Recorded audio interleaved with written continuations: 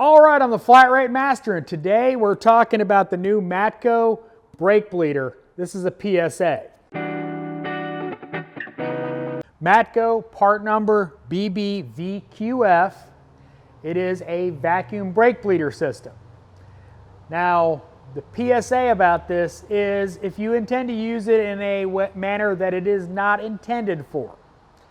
Now, a lot of the guys in the shop, and I've in the past have had one until my vacula died. I've got a big sucker over there that I use on occasion, but I wanted something handy, and this one has a nice little feature of having a little drain cap on it instead of having to unscrew the whole capsule.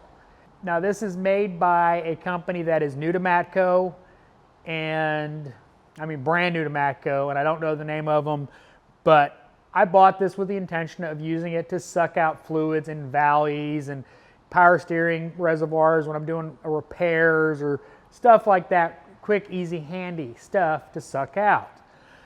Well, if you're planning on doing that, don't buy this one. It should do fine, vacuum bleeding brakes, but if you plan to cut off the end and put a nipple on it, don't. I've already sent it in for repair. You want to know why it got sent in for repair?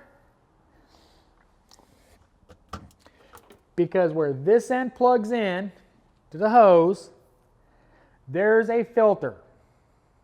A filter that will immediately clog with almost nothing. Like literally, I was sucking the valley of an engine on a 3.6 Chrysler when I was doing the oil cooler, and I had to unplug it, clean the filter out, plug it back in, suck for a second, plug it, unplug it. If you're planning on using it for that kind of purpose, find something else. Now, one nice feature about this is it does lock on.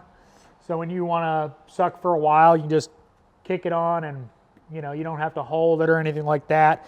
You don't have a stupid valve that, just a PSA. If you want to buy it to suck things other than brake fluid, don't.